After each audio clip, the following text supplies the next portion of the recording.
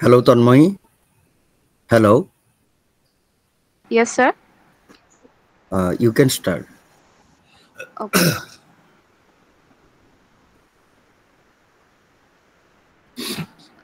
A very good evening to respected Dr. Diganta Biswa Sharma sir and all the participants present here. I, Tanmoy Bhia, a PhD scholar of the Department of Philosophy, Guwahati University, welcome you all to today's lecture. Today, our orator, Dr. Diganta Biswa Sharma sir, is going to deliver the 16th of the year-long lecture series organized by the Guwahati University on Indian knowledge system through the lens of Sri Aurobindo. Now, without any further delay, let us proceed with today's session. Thank you everyone for your presence. I now invite Dr. Diganta Biswa Sharma sir to deliver his lecture. Thank you and welcome to all my esteemed participants. This is our 16th session. And all these 16 sessions were introductory in nature. I tried to define the term or the phrase Indian knowledge system. I tried to discuss the preliminary concept of the word knowledge, in the context of Indian knowledge system, in the profounder Indian sense of the word jnana. And also I tried to introduce you with a precise definition of spirituality. Why? Because the very word Indian means the soul of India. And the soul of India is composed of three elements. One is spirituality, second one is vitality, and third is intellectuality.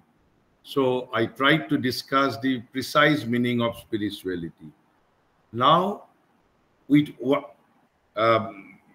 one of the greatest secrets of the whole Indian spiritual knowledge, I will conclude this introductory part, and then I will move on to a new chapter, you may call it, the importance of IKS, importance of Indian knowledge system. What is the significance? What is the relevance? What is the significance of Indian knowledge system from a very deeper perspective? Because I have already said that this lecture series is a series which is exploring the deeper insight of India, profounder insight of India. We are not discussing ordinary sense of Indian knowledge. We are trying to explore the profoundest meaning, deepest meaning, deeper meaning of India or the Indian knowledge system. So, one of the greatest secret of the whole Indian spiritual knowledge, and it is very much connected with the very definition of the spirituality which we did discuss comprehensively yesterday. আমি কালি যেটো আলোচনা কৰিছিলো আধ্যাত্মিকতাৰ অৰ্থ, আৰু এই আধ্যাত্মিকতাৰ অৰ্থৰ পিছত আমি প্ৰাচীন ভাৰতীয় আধ্যাত্মিক জ্ঞানৰ এটা সিক্ৰেট গোপন, এই কথাটো আলোচনা কৰি যেটো আধ্যাত্মিকতাৰ অৰ্থৰ সৈতে বিজড়িত, বৰং তাৰ প্ৰায়োগিক অৰ্থৰ সৈতে, আধ্যাত্মিকতাৰ প্ৰায়োগিক অৰ্থৰ সৈতে বিজড়িত, আৰু এই যেটো গোপন জ্ঞান, প্ৰাচীন ভাৰতীয় আধ্যাত্মিক জ্ঞানৰ এই যেটো এটা মহান জ্ঞান, এই জ্ঞানটোৰ লগে লগে আমি আমাৰ যেটো ইন্ট্ৰোডাক্টৰি, আমাৰ সূচনামূলক ইণ্ডিয়ান নলেজ সিস্টেমৰ সূচনামূলক যেটো অধ্যায় আমি শেষ কৰিম, নতুন এটা অধ্যায়লৈ যাম, আৰু সেই অধ্যায়টোত মোৰ মুখ্য উদ্দেশ্য হ'ব আমি কিয় ভাৰতীয় জ্ঞান প্ৰণালীৰ ওপৰত গুৰুত্ব প্ৰদান কৰিছো কিয় পাশ্চাত্যৰ জ্ঞান প্ৰণালীয়ে আমাক আমি যি বিচাৰিছো সেয়া দিব নোৱাৰে নেকি পাশ্চাত্যৰ জ্ঞান প্ৰণালীৰ লগত কিবা সমস্যা আছে নেকি কিয় আমাক ভাৰতীয় জ্ঞান প্ৰণালীৰ প্ৰয়োজন হৈছে নে আমি ভাৰতীয় কাৰণেই ভাৰতীয় জ্ঞান প্ৰণালীৰ প্ৰয়োজন হৈছে নে ভাৰতীয় জ্ঞান প্ৰণালীৰ কিহৰ বাবে প্ৰয়োজন হৈছে আমি from different aspect আমি আলোচনা কৰিম তাৰ আগতে যেটো মই কলো এই প্ৰাচীন ভাৰতীয় আধ্যাত্মিক জ্ঞানৰ এটা গোপন ৰহস্য বা গোপন জ্ঞান এইটোৰ বিষয়ে আলোচনা কৰিব বিচাৰিছো আৰু এই যেটো সত্য এই সত্যটোৰ বিষয়ে যদি আমাৰ পিতৃ-মাতৃ আমাৰ শিক্ষক শিক্ষয়িত্ৰী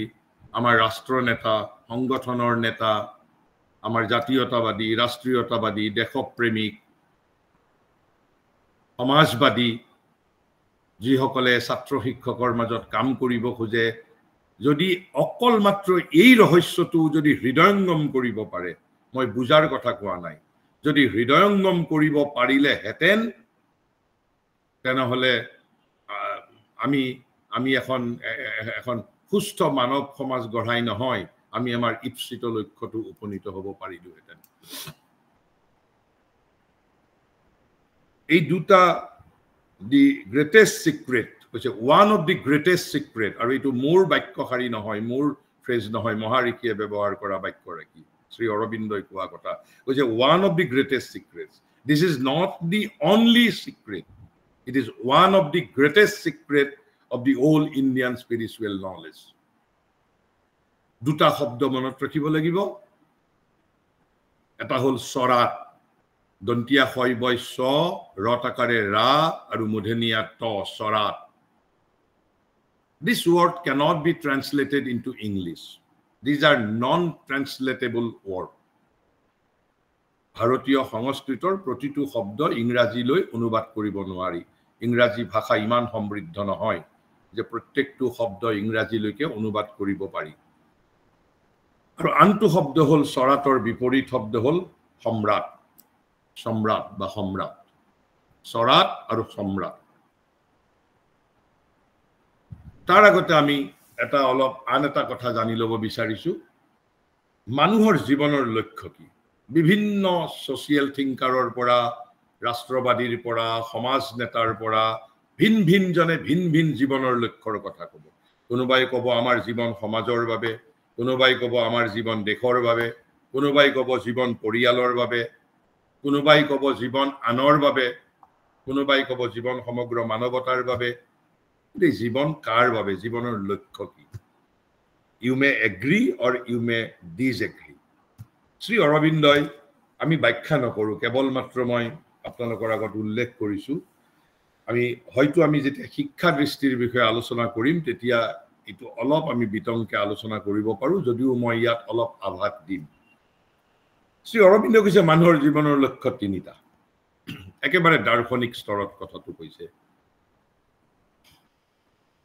আৰু আপোনালোকে নিজে স্থিৰ কৰি লব তাৰ মাজত ডক্টৰ হোৱা ইঞ্জিনিয়াৰ হোৱা প্ৰফেসৰ হোৱা সেইবোৰ কোট কেনেকে পৰিব আপোনালোকে নিজে ঠিক কৰি লব মাত্ৰ এখাৰী বাক্যত and this is also straight from the life divine Shri অৰবিন্দৰ the magnum opus life divine ত কৈছে man is dear মানে কোট man মানুহ পৃথিৱীত আছে কিয় man is dear to affirm himself in this universe আমি জগতত আহিছো প্ৰথম আমাৰ যেটো প্ৰথম কাম লক্ষ্য প্ৰাথমিক লক্ষ্য হল to affirm myself in this universe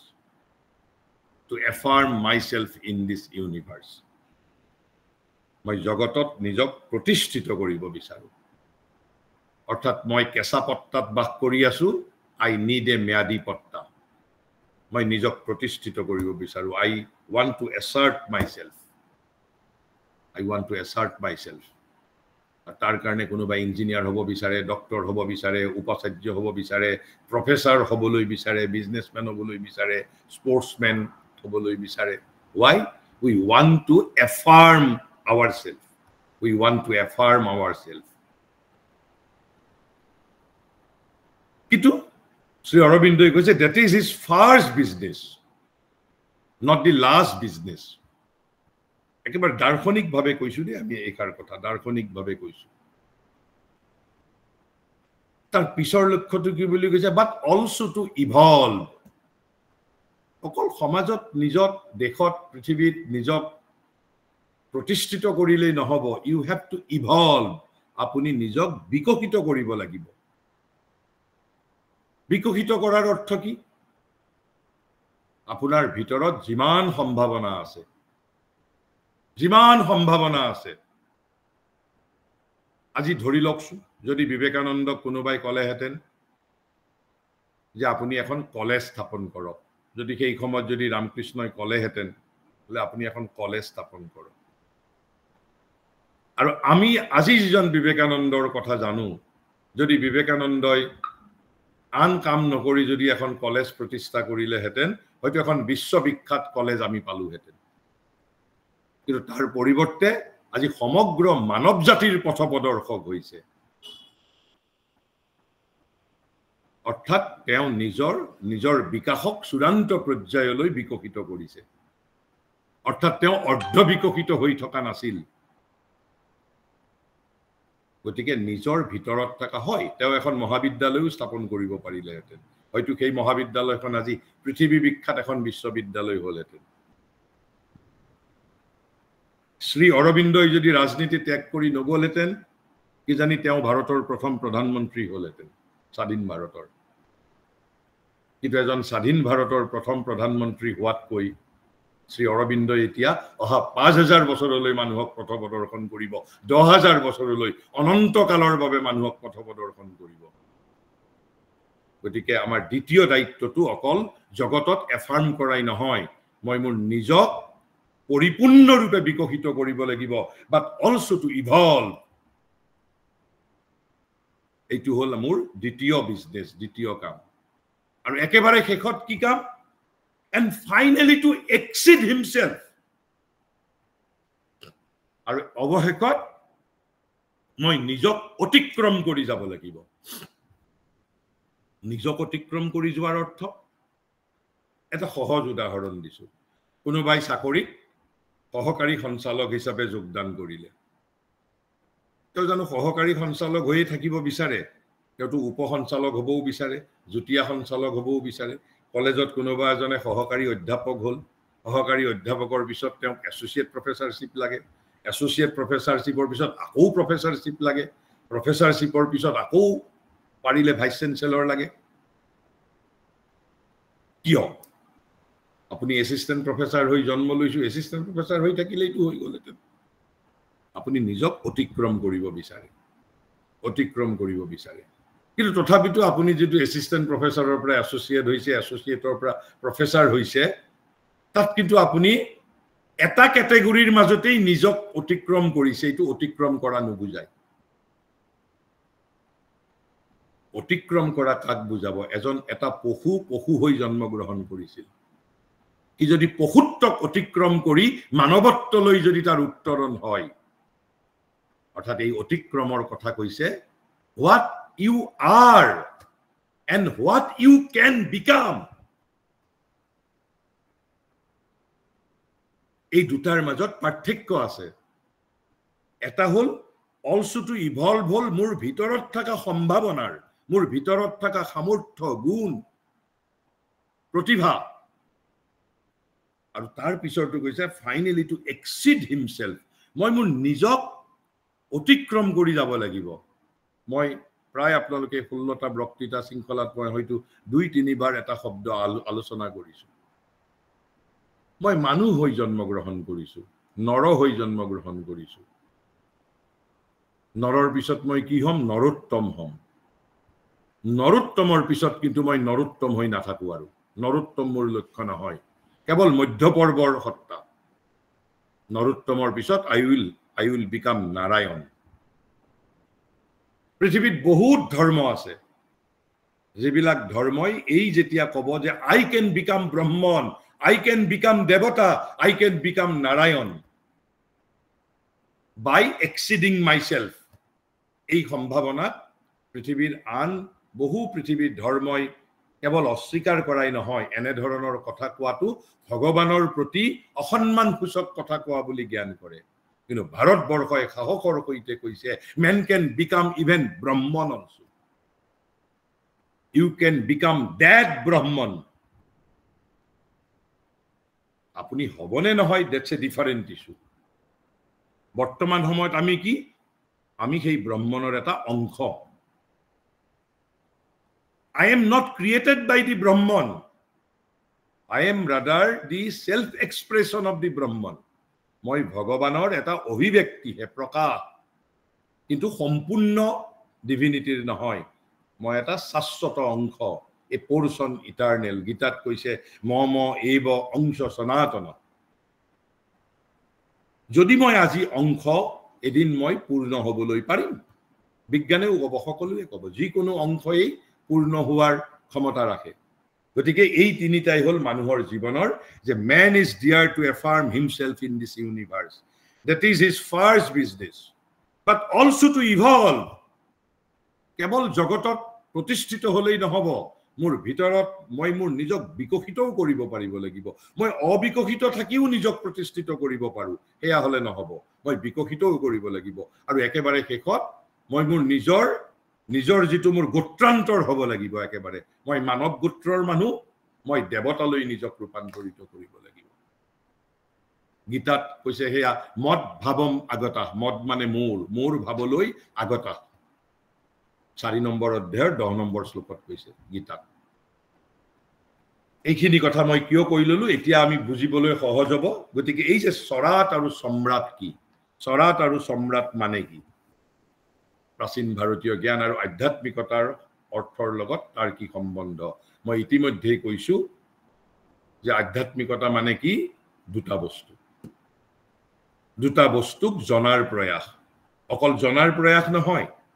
সেই দুটা বস্তু হোৱাৰ প্ৰয়াস। সেই দুটা বস্তুৰ সৈতে এক ইউনিয়ন, অৰ্থাৎ একাত্ম হোৱাৰ বিষয়। আৰু একাত্ম হোৱাৰ আগত কমিউনিয়ন, কমিউনিয়নৰ আগত কন্টেক্ট। কন্টেক্ট মানে হ'ল সম্পৰ্ক, কমিউনিয়ন ভাৱ বিনিময়, অনুভূতিৰ বিনিময়। আৰু শেষত গৈ এই সত্তাৰ লগত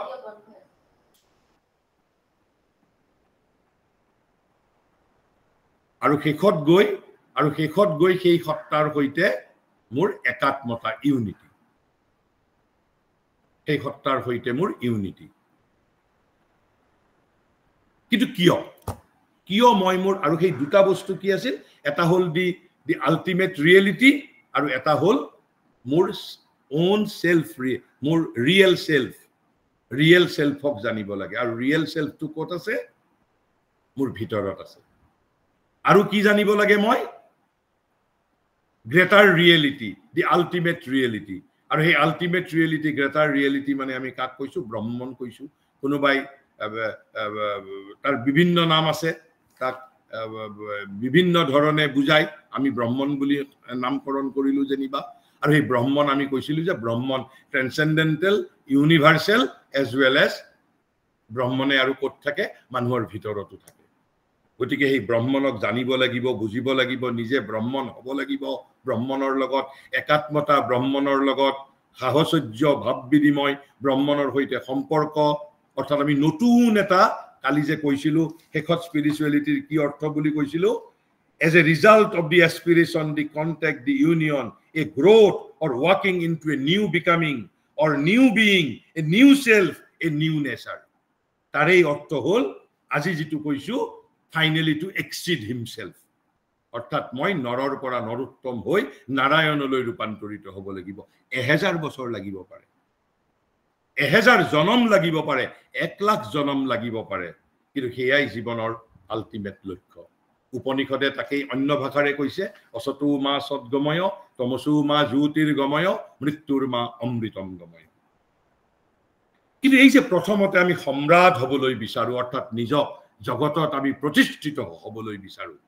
what is the modus operandi? কেনেকে হ'ম? ৰাজনীতি বিজ্ঞান জানিলে আমি হ'ব পাৰিম সম্ৰাট? নে অৰ্থনীতি বিজ্ঞান জানিলে হ'ব পাৰিম সম্ৰাট? নে পদাৰ্থ বিজ্ঞান, নে ৰসায়ন বিজ্ঞান? নিশ্চিতভাৱে ৰসায়ন বিজ্ঞান, পদাৰ্থ বিজ্ঞান, ৰাজনীতি বিজ্ঞান, অৰ্থনীতি বিজ্ঞান, নৃতত্ত্ব, এইবোৰ জানিলে অলপ অলপ হয়তো মই সহায় পাম কিন্তু মই যদি সেইবোৰ পাহৰি যাওঁ লগে লগে আকৌ মোৰ সম্ৰাটৰ ষ্টেটাছ তললৈ নামি আহিব কোনো গ্যাৰান্টি নাই আৰু সেইভাবে সমগ্ৰ পৃথিৱী জুৰি এটা আন্দোলন চলিছে বিশেষকৈ আমাৰ নাৰীসকলৰ মাজত নাৰী সবলীকৰণৰ কিন্তু মই কওঁ নাৰী সবলীকৰণৰ আন্দোলন এটা আত্মপ্ৰবঞ্চনামূলক শ্লোগান আপোনালোক হয়তো আচৰিত হৈছে যিসকল মহিলা ইয়াত উপস্থিত আছে মই কৈছো আত্মপ্ৰবঞ্চনামূলক বুলি কৈছো আপোনালোকে নিজকে প্ৰবঞ্চনা কৰিছে কিয় অকল সবলীকৰণ বুলি যেতিয়া কম you want to be empowered by society you want to be empowered by fellow friends you want to be empowered by parliament you want to be empowered by politics ভাল কথা কিন্তু তেওঁলোকে যদি উদ্ৰ কৰি দিয়ে দেন তেতিয়া আকৌ আপোনালোকে কান্দিব নেকি না কান্দো আমি না কান্দো we will not depend on you we will be self empowered আমি আত্মসবলীকৰণ কৰিম গতিকে সবলীকৰণ শব্দটোত মই কিয় প্ৰবঞ্চনামূলক বুলি কৈছো শব্দটো ত্ৰুটিমূলক শব্দটো উচিত শব্দ তেতিয়া হ'ব যদি আমি কওঁ আত্মসবলীকৰণৰ আন্দোলন কৰিছো আত্মসবলীকৰণ অৰ্থাৎ I will become self-reliant. আৰু এনেধৰণে মই আত্মসবলীকৰণ হ'ম মোৰ শক্তিক নেপোলিয়নেও কাঢ়ি লৈ যাব যাতে নোৱাৰে পাৰ্লিয়ামেণ্টেটো নোৱাৰে কোনো ৰাষ্ট্ৰয়ো কাঢ়ি নিব নোৱাৰিব আলেকজেণ্ডাৰেও কাঢ়ি নিব নোৱাৰিব নেপোলিয়নেও কাঢ়ি নিব নোৱাৰিব তেনেধৰণে I will be self-empowered. So I am advocate of this self-empowerment.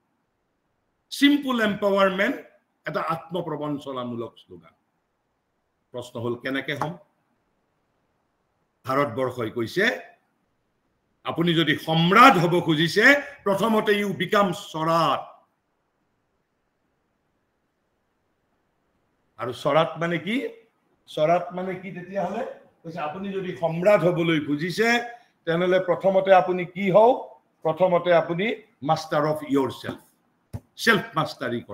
Self মাষ্টাৰি কৰক প্ৰথমতে যদি আপুনি সম্ৰাট হ'বলৈ খুজিছে তেনেহলে তাৰ আগতে আপুনি কি হ'ব লাগিব বুলি কৈছে যে আপুনি মাষ্টাৰ অফ দি সেল্ফ আপুনি নিজৰ মানে প্ৰথমতে আপুনি নিজৰ ওপৰত আপুনি সম্ৰাট হ'ব লাগিব তেতিয়াহে আপুনি পৃথিৱীৰ ওপৰত সম্ৰাট হ'বলৈ পাৰিব if you want to be master of world that is to say if you want to be Samrat then you first have to be master of yourself. আৰু master of yourself নোহোৱাকে আপুনি যিমান নিজক সবলীকৰণ কৰিছে দৰাচলতে সেইবোৰ বেলেগৰ পৰা ধাৰ কৰা নহলে বেলেগে দয়া কৰি আপোনাক দিছে যদি দয়া কৰি দিয়া বস্তু আকৌ উভতাই লৈ যায়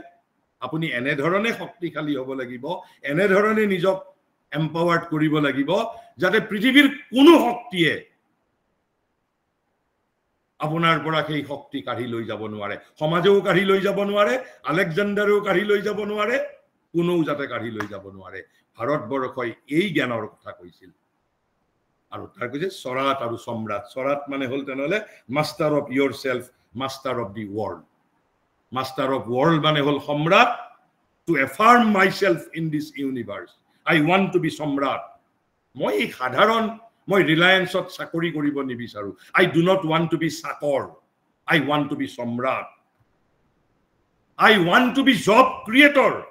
I do not want to be job seeker I want to be job creator I am born to be a king I am not born to be a slave আৰু চাকৰিও যদি কৰে I will do service as a collaborator not as an employee You have to be a collaborator. When you will be able to be a collaborator, tar karone prothomote you have to become Swarat. You have to become master of yourself. Master of yourself. Without becoming master of yourself, you cannot become collaborator. There is no other alternative but to become only employee. You have to be চাকৰি কৰিব লাগিব আৰু চাকৰি শব্দটোৰ বুৎপত্তি আপোনালোকে নিজে ভাঙি ল'ব চাকৰি শব্দটো ক'ৰ পৰা আহিছে চাকৰি শব্দটোৰ বুৎপত্তি ক'ত আছে গতিকে মই নিয়োগকৰ্তাৰ সৈতে সহযোগী হিচাপে কাম কৰিম collaborator হিচাপে not as an employee I will become king I will become সম্রাট তেনেহ'লে তাৰ সিক্ৰেটটো কি কৈছে the man who most finds and lives from the inner self আপোনাৰ মনৰ মাজত কোনো শক্তি নাই প্ৰাণৰ মাজত কোনো শক্তি নাই বুদ্ধিৰ মাজত কোনো শক্তি নাই মস্তিষ্কত কোনো শক্তি নাই শৰীৰত কোনো শক্তি নাই সকলোৰে শক্তিৰ উৎস হ'ল আপোনাৰ আত্মা আৰু আমি গোটেই জীৱনটোত যদি আমি কিবা এটা বস্তুক অৱহেলা কৰো মই মোৰ নিজৰ আত্মাটোক অৱহেলা কৰো আত্মাটোৰ মাত্ৰ জীৱনত এদিনেই কাম মোৰ যেদিনা মৃত্যু হ'ব মোৰ আত্মীয় স্বজন মোৰ শুভাকাংক্ষীয়ে ফেচবুকত পোষ্ট দিব ফেচবুকত পোষ্ট দিব কি যে prayer for the eternal peace of the soul আত্মাৰ সদ্গতিৰ বাবে প্ৰাৰ্থনা কৰিব কিয় আত্মাৰ সদ্গতিৰ বাবে প্ৰাৰ্থনা কৰে কাৰণ মানৱতাই জানে যে মানুহে যদি প্ৰাৰ্থনা নকৰে গোটেই জীৱনব্যাপী মই মোৰ আত্মাটোক যেটো অৱহেলা কৰিছো আত্মাটোৱে কেতিয়াও সদ্গতি নাপাবগৈ কৰবাত মাজতে উপঙি থাকিব সেইভাবে আমি প্ৰাৰ্থনা কৰো ভয়তে অকল মৃত্যুৰ পিছৰ বাহিৰে জীৱন কালত আমি আত্মাটোৰ বিষয়ে কোনো আমি কেৰেপেই নকৰো কিন্তু কৈছে if you want to become সম্রাট কৈছে the man who most finds and lives from the inner self can most embrace the universal and become one with it আপুনি যিমান নিজক ভিতৰৰ পৰা আপুনি নিজক অৰ্থাৎ আপুনি নিজৰ আত্মাক পাব নিজৰ ৰিয়েল সেলফক পাব ৰিয়েলাইজ কৰিব আত্মসিদ্ধি কৰিব কিমানেই আপুনি বিশ্বাত্মাক বেছিকৈ আলিঙ্গন কৰিব পাৰিব অকল আলিঙ্গন কৰাই নহয় you can become one with it আপুনি বিশ্বৰ লগত একাত্ম হ'ব পাৰিব তেতিয়া আপোনাৰো মুখৰ পৰা বৈদিক ঋষিৰ দৰে ওলাই যাব শ্ৰীনন্ত বিশ্ব অমৃতস্য পুত্ৰা আপোনাৰো মুখৰ পৰা ওলাই যাব মাতা ভূমি পুত্ৰ অহং পৃথিৱা আপোনাৰো মুখৰ পৰা তেতিয়া ওলাই যাব বসুধৈব কুটুম্বকম এইবোৰ ভাৰতীয় ঋষিৰ আমাৰ সংস্কাৰ নাছিল এইবোৰ থিওৰি নাছিল এইবোৰ ইন্টেলেকচুয়ালিটি নাছিল এইবোৰ বুদ্ধি নাছিল এইবোৰ সত্য আছিল these are truth that Vasudhaiva is Kutumbakam not our ideology this is truth বস্তু সত্য আছিল ঋষিসকলে দৰ্শন কৰিছিল অনুভৱ কৰিছিল that you and me though apparently not connected even we are physically connected মই সেই বিষয়ে অধিক কবলৈ না যাও সেইভাবে কৈছে তাৰ শর্ত হল you have to realize your own soul আপুনি যিমান বেছিকে আপোনাৰ আত্মাক আপুনি লাভ কৰিব পাৰিব সিমান বেছিকৈ পৃথিৱীক আলিঙ্গন কৰিব পাৰিব পৃথিৱীৰ সৈতে একময় হ'বলৈ পাৰিব আৰু এইটোকেই ভাৰতবৰ্ষই কৈছে দি স্বৰাট তাৰ অৰ্থ হল দি স্বৰাট আত্মদীপ্ত ভগৱান আৰু আত্মাক পোৱা মানে আপুনি আপোনাৰ গুণ প্ৰতিভা সামৰ্থ্য শক্তি জীৱনব্ৰত সকলোৰে সৈতে পৰিচিত হ'ব মন প্ৰাণ শৰীৰ বুদ্ধি these are all instrument অথবা faculties of knowledge বুদ্ধি is a faculties of knowledge জ্ঞানৰ এটা বৃত্তি হে কি নিজে জ্ঞান নহয় জ্ঞানৰ এটা বৃত্তি হে বুদ্ধি জ্ঞানৰ এটা বৃত্তি হে শৰীৰ মন প্ৰাণ যন্ত্ৰ কাৰ যন্ত্ৰ আত্মাৰ যন্ত্ৰ উপনিষদে কৈছে আত্মাৰ্থম আমাৰ সমগ্ৰ জীৱন আত্মাৰ্থম আত্মাকে মালিক কৰিছে বাকি কাকো মালিক কৰা নাই ভাৰতবৰ্ষই মই কোৱা নাই এইবোৰ কথা ভাৰতবৰ্ষই কৈ গৈছে যিসকলে বিশ্বাস নকৰে তেওঁলোক ভাৰত বিৰোধী বুলি ক'ব লাগিব তেওঁলোকে ভাৰতক ভাল নাপায় ভাৰতৰ বিৰোধী তেওঁলোক ভাৰতদ্ৰোহী তেওঁলোক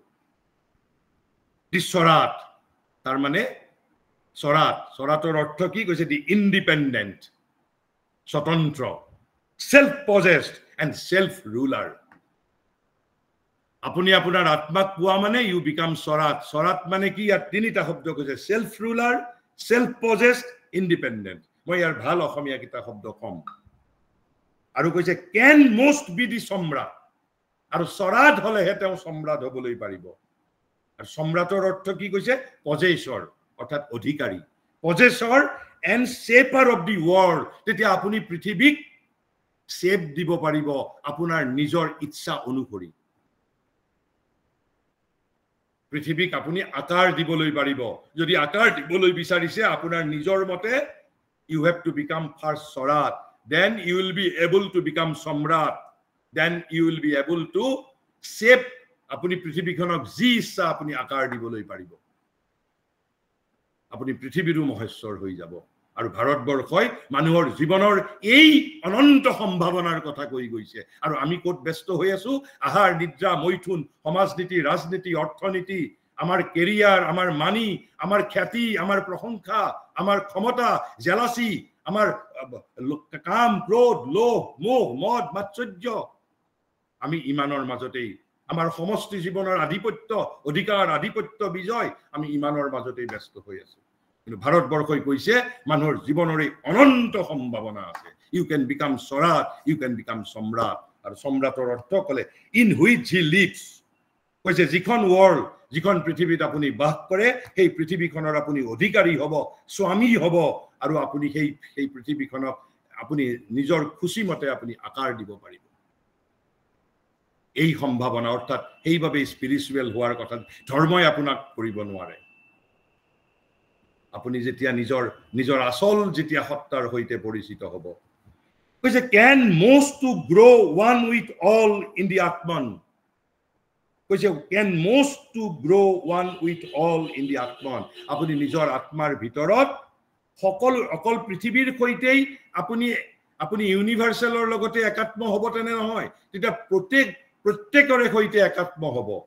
আমি ইউনিটিৰ বাবে সংগঠন কৰো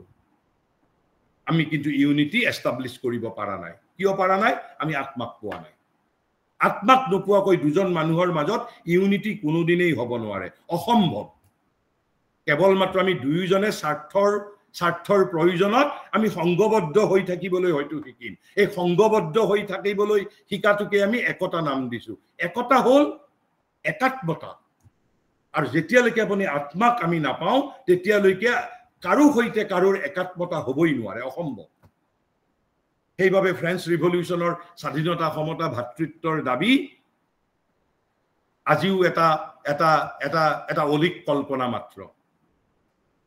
কৈছে that is the truth this developing existence teaches us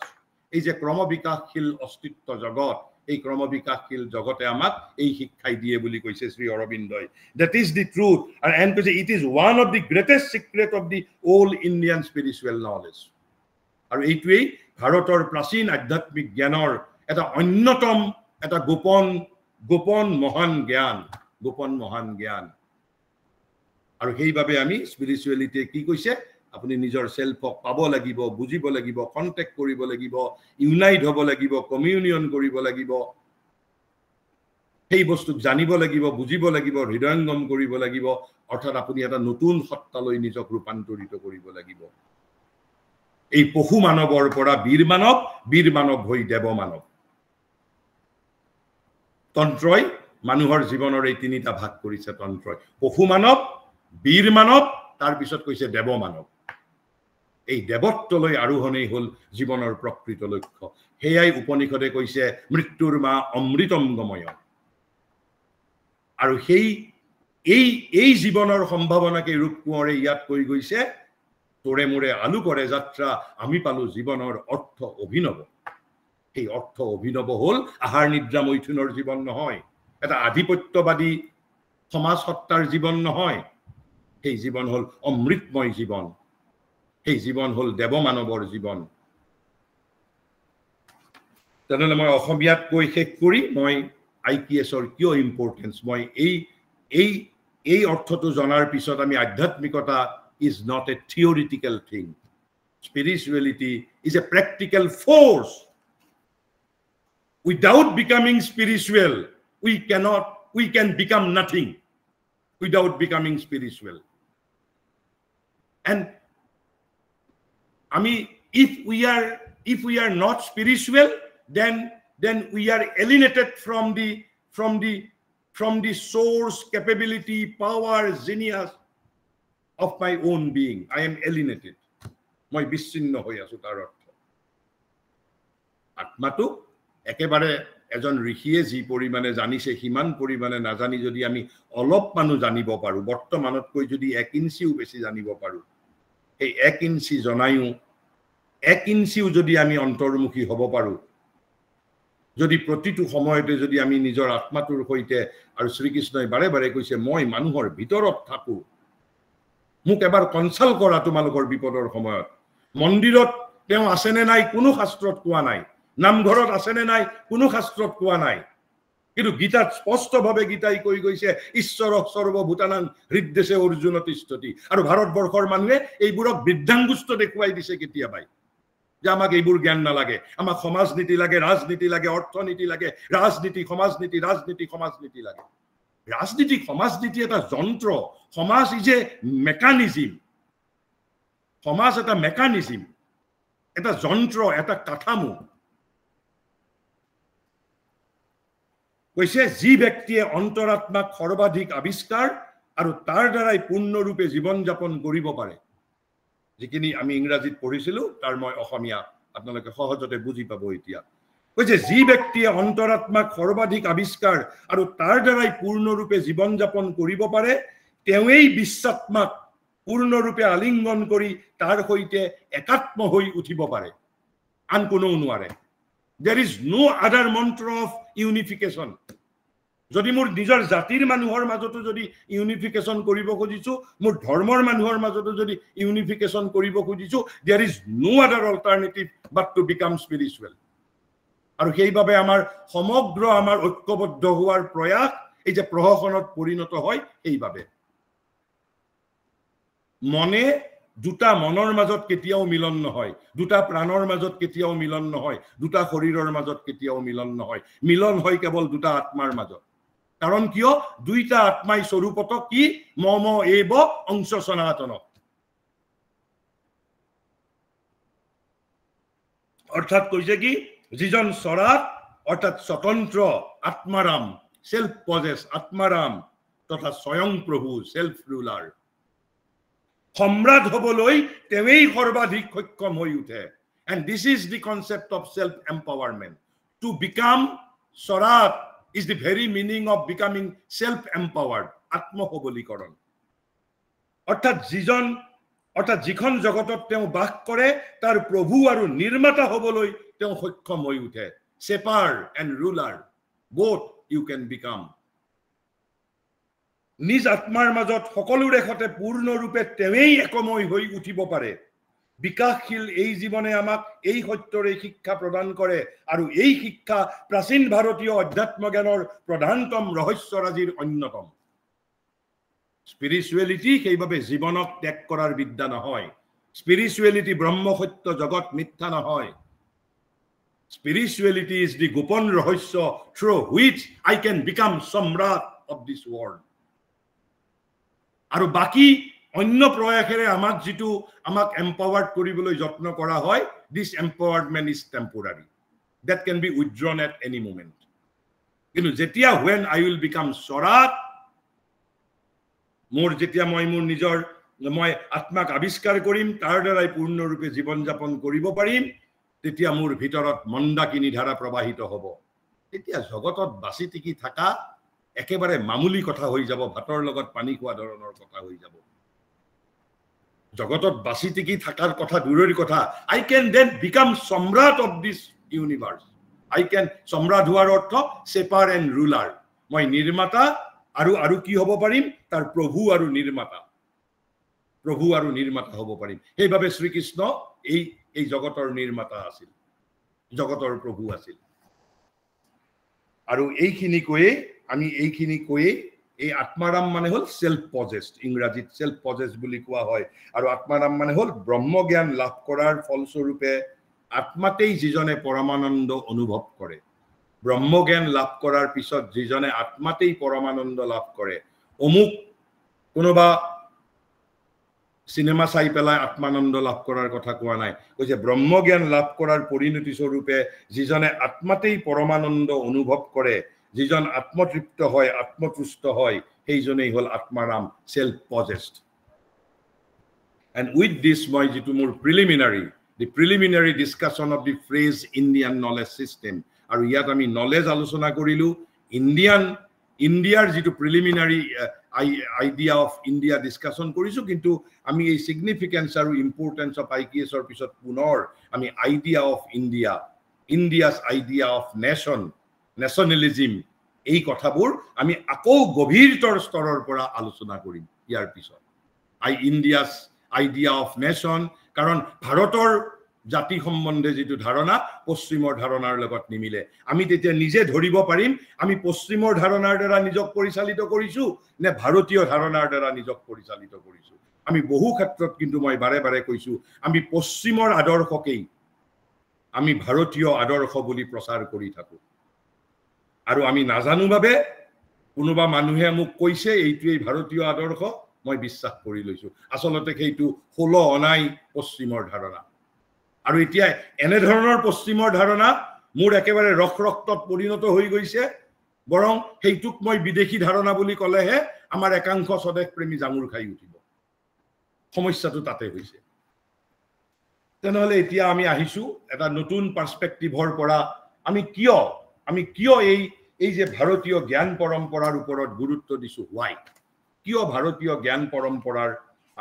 আমি আলোচনা কৰিছো। মোৰ গোটেই যেটো মোৰ argument, the way I am articulating, আপোনালোকে প্ৰত্যেকটো অলপমান ইমাজিনেশন, অলপ কনসেন্ট্ৰেশন, অলপ কন্টেম্পলেশন,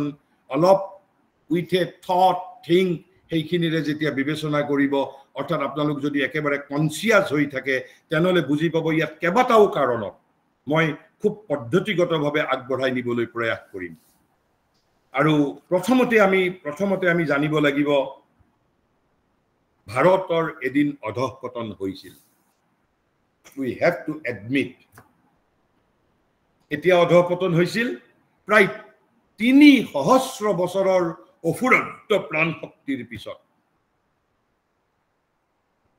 কৈছে সাংঘাতিক সৃজন কৰ্ম, সেই সৃজন কৰ্মৰ হিচাপ মই পিছত দিম যেতিয়া ভাৰতৰ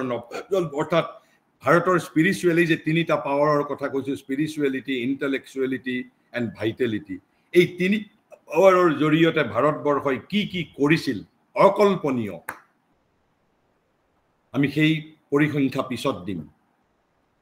আৰু এই ধৰণৰ এটা অভূতপূৰ্ব সৃজনশীল যুগৰ পিছত স্বাভাৱিকতেই যিকোনো জাতিৰ মাজত অৱসাদ আহে, ক্লান্তি আহে। আমাৰো অধঃপতন হৈছিল, কিন্তু অকল আমাৰ এই অৱসাদ আৰু ক্লান্তিৰ বাবেই অধঃপতন হোৱা নাছিল। অধঃপতনৰ কাৰণো আমি আলোচনা কৰিম, কিন্তু তাৰ আগতে মই এটা বিষয় আলোচনা কৰিবলৈ বিচাৰিছো। আপোনালোকে স্বীকাৰ কৰক বা অস্বীকাৰ কৰক, সেয়া আপোনালোকৰ স্বাধিকাৰ। কিন্তু ভাৰতবৰ্ষৰ এটা আটাইতকৈ ডাঙৰ দুৰ্ভাগ্য, পৃথিৱীৰ আন দেশৰ মানুহেও গৱেষণা কৰি তাৰ কাৰণ বুজি পোৱা নাই। কৈছে ভাৰতবৰ্ষৰ যিসকল শিক্ষিত মানুহ, বিশেষকৈ অতি শিক্ষিত মানুহ, অভিজাত মানুহ, তেনে প্ৰতিগৰাকী ব্যক্তি ভাৰতীয় সংস্কৃতিৰ পৰা অধিক বেছি বিচ্ছিন্ন।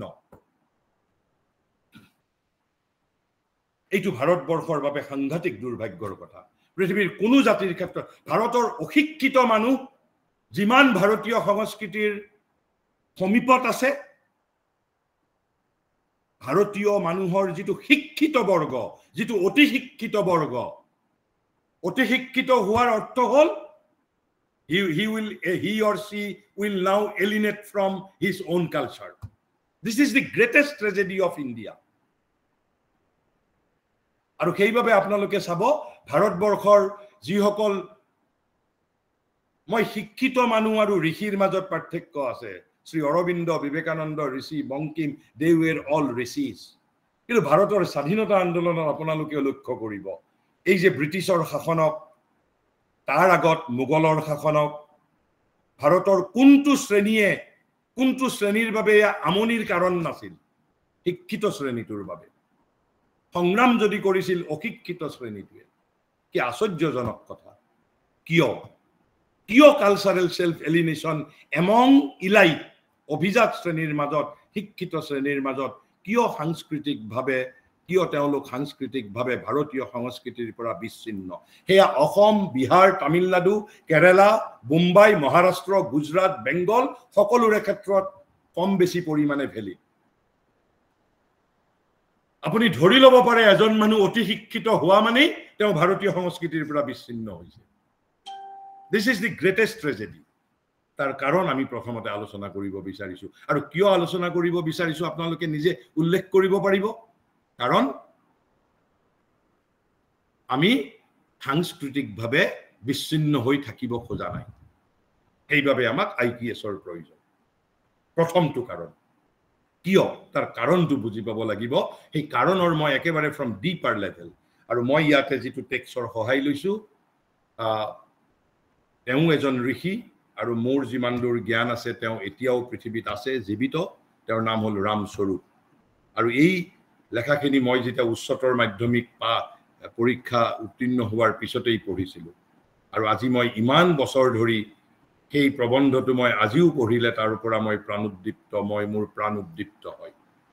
আৰু মোক এবাৰ এজন শুভাকাংক্ষীয়ে কৈছিল যে তেওঁৰ এই আৰ্টিকলটো আচলতে দৰাচলতে 84 চনত এই আৰ্টিকলটো ইণ্ডিয়ান এক্সপ্ৰেছত প্ৰকাশিত হৈছিল তাৰ আছিল the cultural self alienation among Hindus and some remedial measures আৰু তাৰ পিছত বুকলেট হিচাপে প্ৰকাশিত হৈছিল তাৰ পিছত এতিয়া এখন হিন্দুইজম নামৰ তেখেতৰ কিতাপৰ অন্তৰ্গত এটা প্ৰবন্ধ মই তাৰ পৰা এই টেক্সটখিনি আলোচনা কৰিব বিচাৰিছো তেওঁ কৈছে প্ৰথমটো কাৰণ কৈছে কিয় ভাৰতীয় মানুহৰ শিক্ষিত শ্ৰেণীটোৱে নিজক অস্বীকাৰ কৰি নিজৰ দেশৰ সংস্কৃতিক অস্বীকাৰ কৰি একেবাৰে পাশ্চাত্যমুখী হৈছিল আজিও আৰু সেই ধাৰা এতিয়াও প্ৰবাহিত হৈ আছে কৈছে তাৰ কাৰণ কৈছে আনইকুৱেল মিলিটাৰী টাৰ্মছ প্ৰথমটো আনইকুৱেল মিলিটাৰী টাৰ্মছ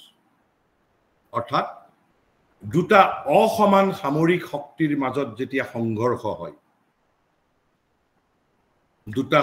অসমান সামৰিক শক্তি অৰ্থাৎ সমান সামৰিক শক্তি সম্পন্ন দুটা জাতি নহয় অসমান সামৰিক শক্তি অৰ্থাৎ কৈছে কি when two cultures meet on unequal military terms দুটা সংস্কৃতিৰ মাজত পৰস্পৰ সংস্কৃতি দুটা মুখামুখি হৈছে কিন্তু দুইটা সংস্কৃতিৰ মাজত কিন্তু যেটো সামৰিক শক্তিৰ মাজত একেবাৰে আকাশ পাতাল পাৰ্থক্য তাৰ উদাহৰণ কি কৈছে as the Hindu culture meet the West and earlier met Islam আমি দুটা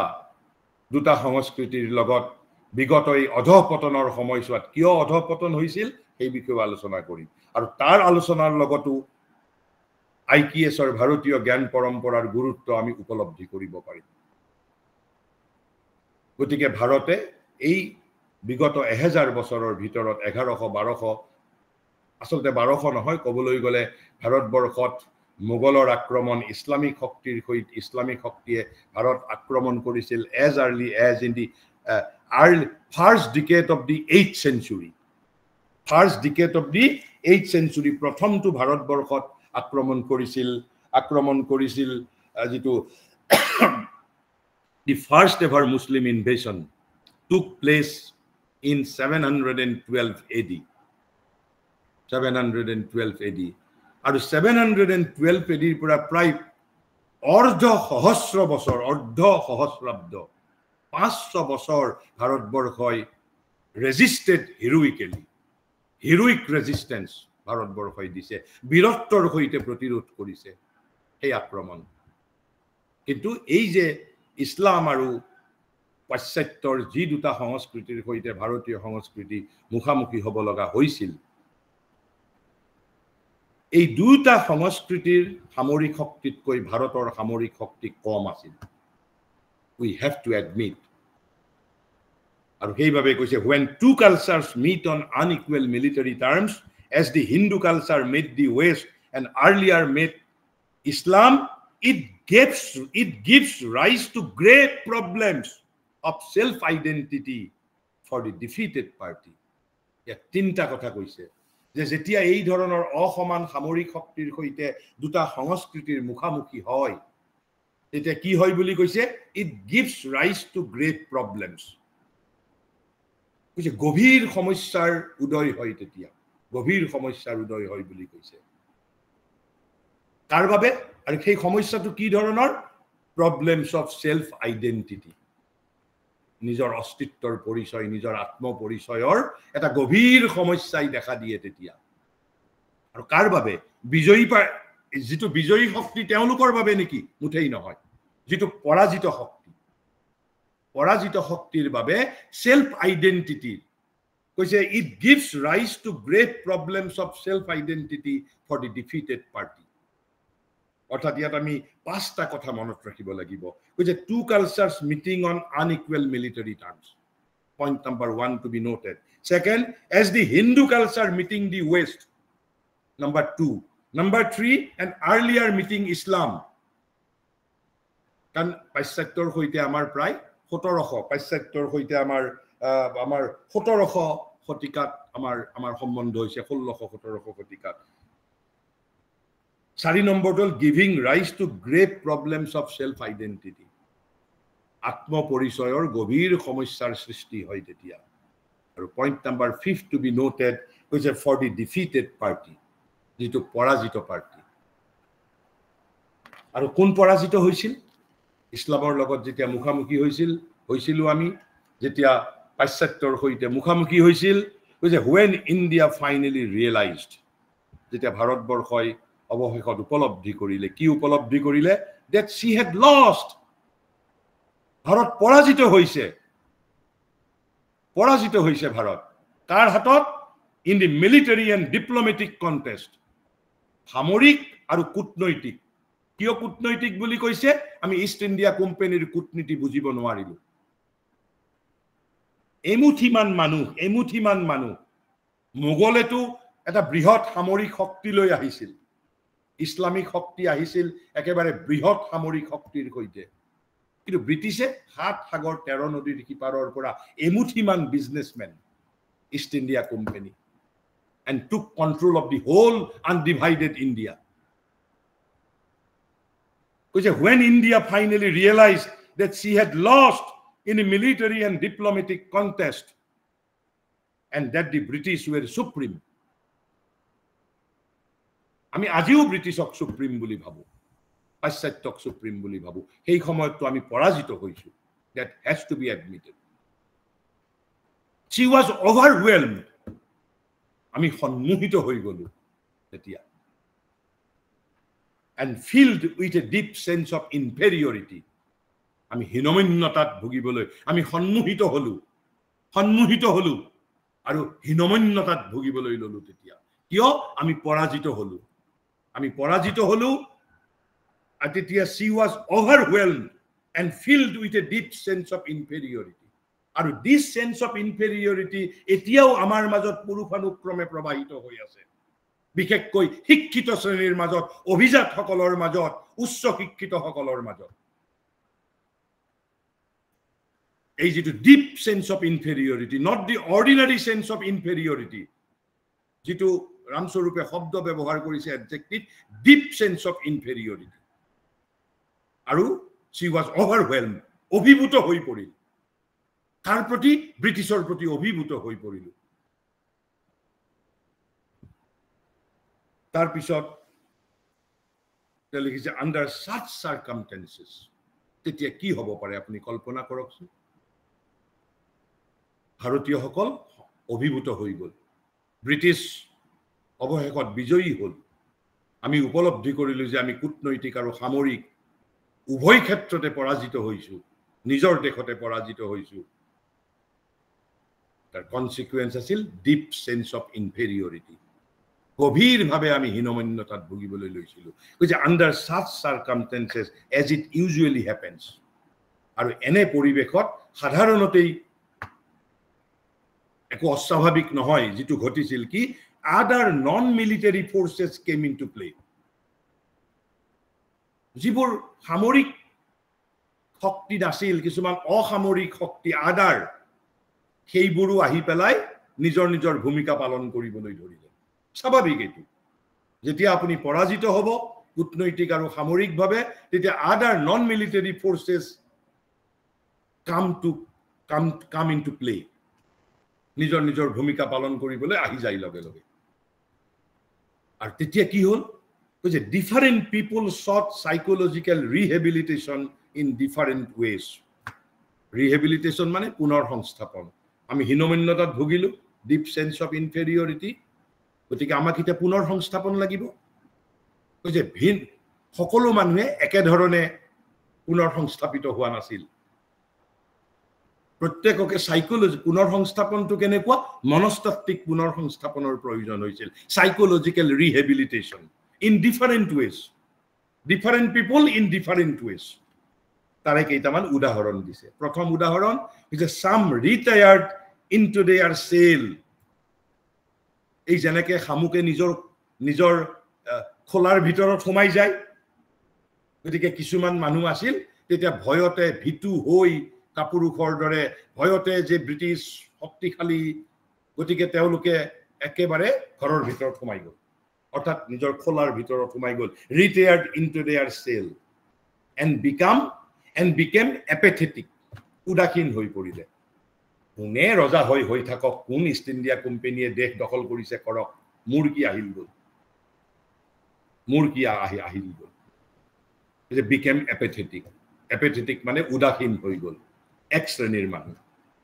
আন এক শ্ৰেণীৰ মানুহ যে এই মেজৰিটি মেক দি সিচুৱেশন কিন্তু অধিকাংশ মানুহে পৰিস্থিতিৰ কেনেকে মুখামুখি হৈছিল বাই সেলফ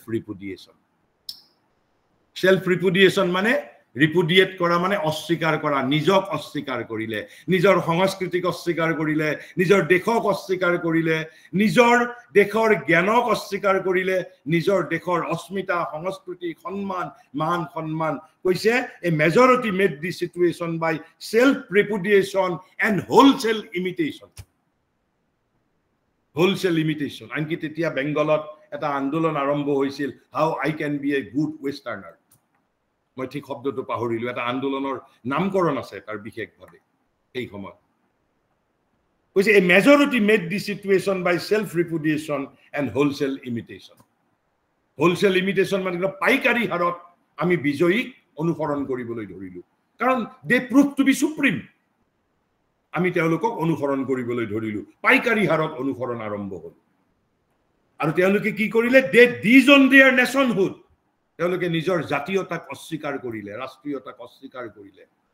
এণ্ড देयर কালচাৰ জাতীয়তা আৰু নিজৰ সংস্কৃতিক অস্বীকাৰ কৰিবলৈ ধৰিলে কোনে অস্বীকাৰ কৰিব ধৰিব যিয়ে সংস্কৃতিৰ কথা বুজি পায়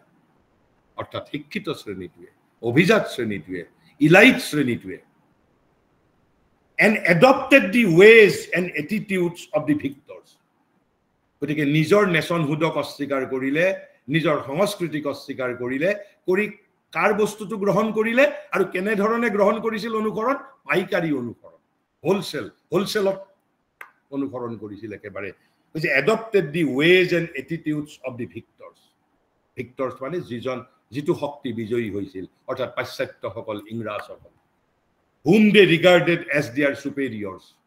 তেওঁলোকক superior প্ৰভু বুলি মানি লৈছিল they saved their self respect আৰু তেনে ধৰণে তেওঁলোকে নিজৰ আত্মসন্মান ৰক্ষা কৰিছিল through self alienation নিজৰ পৰা বিচ্ছিন্ন হৈ নিজৰ আত্মাৰ পৰা নিজৰ সংস্কৃতিৰ পৰা নিজৰ ৰাষ্ট্ৰৰ পৰা সকলোৰে পৰা বিচ্ছিন্ন হৈ তেওঁলোকে নিজৰ আত্মসন্মান ৰক্ষা কৰিছিল আত্মসন্মান বেছি কাৰ বাবে প্ৰয়োজন শিক্ষিত শ্ৰেণীটোৰ বাবে প্ৰয়োজন মই এখাৰী বাক্য কৈ আমি শেষ কৰিম তাৰ পৰৱৰ্তী সপ্তাহত বাকিখিনি আলোচনা কৰিম কৈছে this self alienation was an important component of the intellectual ferment মানে যেটো বৌদ্ধিক আলোড়ন অৰ্থাৎ এই আন্দোলনৰ পিছত যেটো বৌদ্ধিক আলোড়নে দেখা দিছিল ভাৰতবৰ্ষত এই self alienation was an important component আৰু বৌদ্ধিক আলোড়ন কাৰ মাজত হয় ইন্টেলেকচুৱেল ইলাইটৰ মাজত অভিজাতৰ মাজত অতি শিক্ষিতৰ মাজত আৰু সেই যেটো বৌদ্ধিক আন্দোলনৰ এটা অপৰিহাৰ্য অংগ কি আছিল সেলফ এলিনেশন নিজৰ পৰা বিচ্ছিন্ন হোৱাৰ কথাটো আত্মবিচ্ছিন্ন হোৱাৰ ঘটনাটো that followed the British conquest of India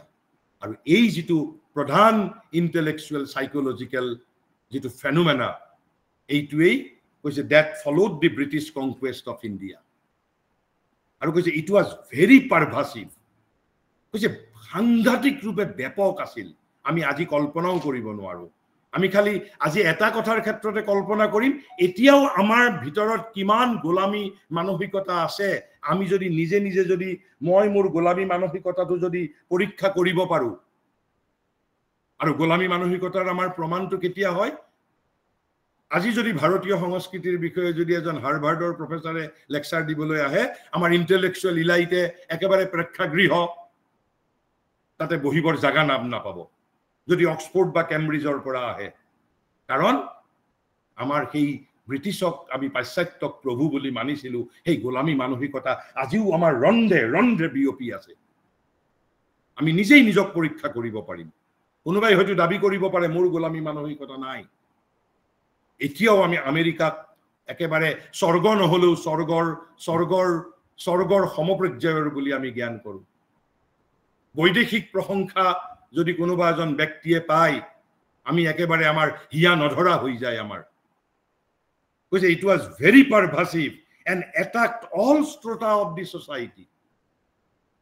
কেৱল ব্যাপকেই নাছিল সমাজৰ প্ৰতিটো অংশকে স্পৰ্শ কৰিছিল এটাক স্পৰ্শ নহয় শব্দটো কৈছে এটাক সমাজৰ প্ৰতিটো স্তৰক আক্ৰমণ কৰিছিল বুলি কৈছে শ্ৰী অৰবিন্দইটো কৈছে পাশ্চাত্যৰ লগত যেতিয়া আমাৰ সম্বন্ধ হৈছিল তাৰ আগৰ যেটো ইসলামিক ইনভেজনৰ সময়ত আমাৰ মন্দিৰ তেওঁলোকৰ আমাৰ ফিজিক্যাল লস বহুত হৈছিল হয় আমাৰ বহু সম্পদ নষ্ট হৈ গৈছে তেতিয়া কিন্তু ব্ৰিটিছৰ সময়ত শ্ৰী অৰবিন্দই যেটো কৈছে আমি গেলি পচি যাবলৈ আৰম্ভ কৰিছিল কাৰণ স্লো ডিকম্পোজিশন হিন্দ্ৰি খানিছিল ব্ৰিটিছে ইসলামিক এগ্ৰেছনত যি কৰিছিল সন্মুখৰ পৰা কৰিছিল ইট ওয়াজ ওপেন বুজিবৰ বাবে অন্তত সহজ আছিল লাইব্ৰেৰী জ্বলাই দিছে আমি বুজিব পাৰিছিল অন্তত কিন্তু ব্ৰিটিছে যেটো কৰিছিল তলে তলে কৰিছিল এই বিষয়ে মই পিছত আলোচনা কৰিম একেবাৰে আমাৰ সমাজৰ কাঠামো ভাঙি দিছিল আমাৰ সমাজ ব্যৱস্থা ভাঙি দিছিল আমাক সংস্কৃতিৰ পৰা আমাক পৃথক কৰিছিল it was A very planned attack which attacked all strata of the society particularly the intellectual elites particularly বিশেষ ভাবে intellectual elite সকলক বেছি আক্ৰমণ কৰিছিল কোনে এই যেটো the self alienation even people who eventually came to fight the British politically কৈছে যিসকলে আনকি ৰাজনৈতিকভাৱে ব্ৰিটিছৰ বিৰোধিতা কৰিছিল বা ৰাজনৈতিকভাৱে ব্ৰিটিছৰ বিৰুদ্ধে সংগ্ৰাম কৰিছিল surrendered to them culturally সাংস্কৃতিকভাৱে ব্ৰিটিছৰ ওচৰত আত্মসমৰ্পণ কৰিছিল ঠিকই ৰাজনৈতিকভাৱে আমাক ক্ষমতা লাগে ৰাজনৈতিকভাৱে ব্ৰিটিছৰ বিৰোধিতা কৰিছিল কিন্তু সাংস্কৃতিকভাৱে ব্ৰিটিছৰ ওচৰত আত্মসমৰ্পণ কৰিছিল this surrender gave rise to এই যে আত্মসমৰ্পণৰ যেটো প্ৰক্ৰিয়া আত্মসমৰ্পণৰ যেটো ৰাজনীতি this surrender gave rise to what may be called the politics of self alienation and fed by many sources আৰু এই politics of self alienation যেটো আৰম্ভ হৈছিল সেই সময়তেই বৰ্তমান ঠিক বিভিন্ন উৎসৰ দ্বাৰা উৎসাহিত হৈ অৰ্থাৎ ফেড তাকুৱা হৈছে fed by many sources known and unknown many sources আমি নাজানো আৰু বিশেষকৈ অতি শিক্ষিত সকল কৈছে fed by many sources it becomes increasingly more powerful today it seems to dominate এই যেটো politics of self alienation বিশেষকৈ particularly the self alienation of our educated section self alienation of our intellectual elite and that is why we are refocusing on Indian knowledge system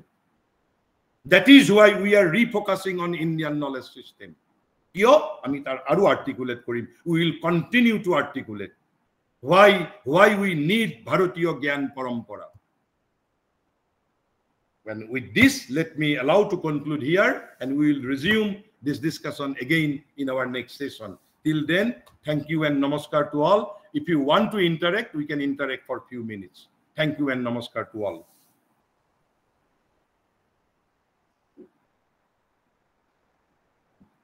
Anything? If you want to discuss, we can discuss for a few minutes. Thank you, sir. Thank you for your elaborate explanation. Can you kindly give the name of the book, Ram Swarup? Yes, yes. It is On Hinduism, page number 37, published by Voice of India. On Hinduism. Written by Ram Swarup. The title of the book is On Hinduism, page number 37,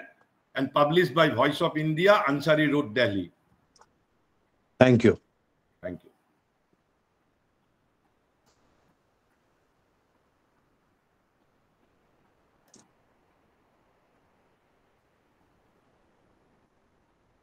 Aru konobai kiba khudhibo? Anything?